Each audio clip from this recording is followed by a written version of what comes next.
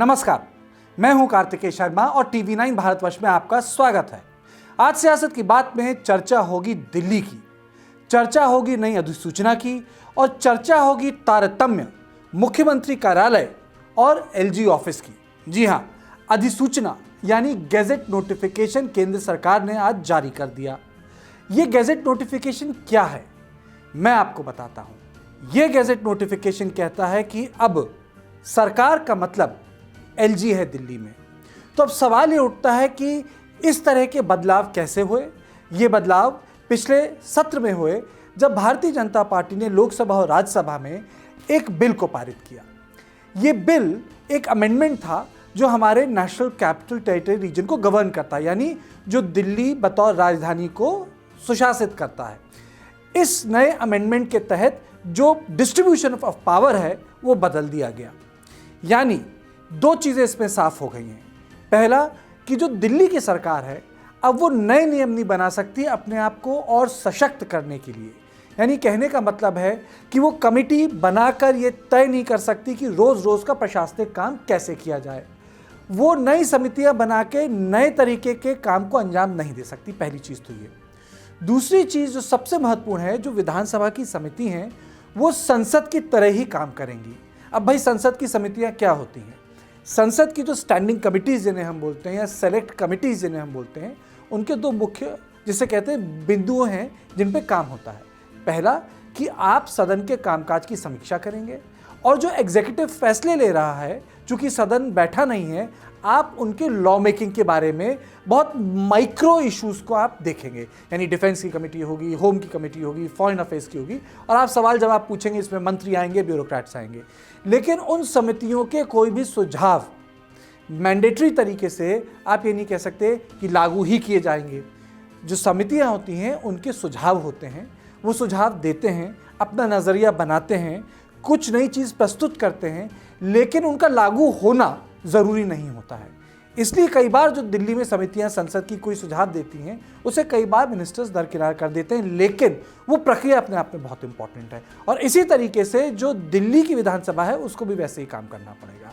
और साथ साथ जो बीच में आपने तनाव देखा था जिसमें मुख्यमंत्री कई सारी समिति बना देते थे, कई सारी कमिटीज़ बना देते थे जिसके तहत डेली काम होता था, ज़्यादा एम्पावरमेंट होता था मुख्यमंत्री कार्यालय का उन विषयों को लेके जो एलजी के दफ्तर में जाने चाहिए, वो नहीं हो सकता। तो अब ये सवाल उठता है कि भाई एलजी क्या करते हैं। अगर ध्यान से देखें, दिल्ली में एलजी का काम और मुख्यमंत्री का काम लगभग बटा था। एलजी के पास शुरुआत से ही ज़मीन जिसमें डीडीए आ जाता है, लॉ एंड ऑर्डर जिसमें पूरी दिल्ली पुलिस आती है, और उसके साथ प्रशासनिक मामले यानी एडमिनिस्ट्रेटिव जितने इश्यूज होते हैं वो सारे आ जाते हैं, क्योंकि दिल्ली में प्रधानमंत्री बैठते हैं। तो एलजी के पास ये काम है। लेकिन अब जब रूल्स ऑफ बिजनेस इशू होंगे आने वाले कुछ समय में, तो एलजी के विभाग ज़्यादा बढ़ जाएंगे, यानी एलजी को ज़्यादा ताकत मिल जाएगी। इसका मतलब ये होगा कि हर काम मुख्यमंत्री को एलजी को बता के करना होगा। अब इसमें चर्चा ये है कि क्या भाई सरकार का वज़न कम होता है, एलजी का वज़न ज़्यादा होता है, दिल्ली में क्यों हुआ?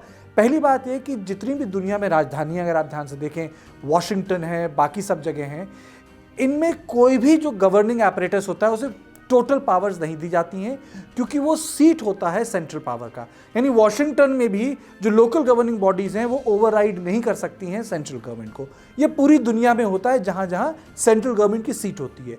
दूसरी बात यह है कि अरविंद केजरीवाल जब दोबारा मुख्यमंत्री बने 2013 में, तो उनके कार्यकाल में तारतम्य बदल गया। ऐसा नहीं था कि शीला दीक्षित की एलजी से नहीं बनती थी, ऐसा नहीं था कि शीला दीक्षित कभी मुख्यमंत्री नहीं रही जब बीजेपी सत्ता में नहीं थी, नहीं, शीला दीक्षित नहीं, लेकिन बातचीत के तरीके से, बनाने से, साथ चलने से कई सारी चीज़ें जिसे कहते हैं निपट जाती हैं। लेकिन अरविंद केजरीवाल जब से मुख्यमंत्री बने तो वो एक एलजी के दफ्तर का और मुख्यमंत्री के दफ्तर का तारतम्य टूट गया, और वो ऐसा तारतम्य टूटा कि आप देख सकते हैं कि वो खटास कभी ख़त्म नहीं हुई।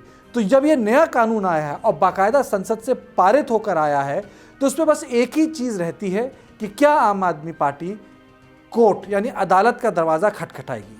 अगर नहीं खटखटाती है तो ये बात एकदम साफ है कि जो नया कानून पारित हुआ है राज्यसभा और लोकसभा से, उस बैलेंस ऑफ पावर में मतलब यही होगा, दिल्ली का बॉस मतलब एलजी ऑफिस, यानी वहीं से सारी चीज़ें कोऑर्डिनेट करनी पड़ेंगी मुख्यमंत्री के दफ्तर को। अब इसमें कोई तकरार नहीं बचेगी। ग्रे एरियाज जो हैं दिल्ली सरकार और एलजी ऑफिस के, जो आप ये कह सकते हैं बातचीत के जरिए निपटाए जाते थे, ठीक किए जाते थे, अब वो सारा खत्म हो गया है। एलजी की पावर क्या है और मुख्यमंत्री की पावर क्या है, ये बहुत क्लियरली डिफाइंड तरीके से एक दूसरे नोटिफिकेशन में सामने आ जाएंगी। तो यही पेशकश थी कि दिल्ली का बॉस कौन। देश और दुनिया की बाकी खबरों के लिए आप देखते रहिए TV9 भारतवर्ष।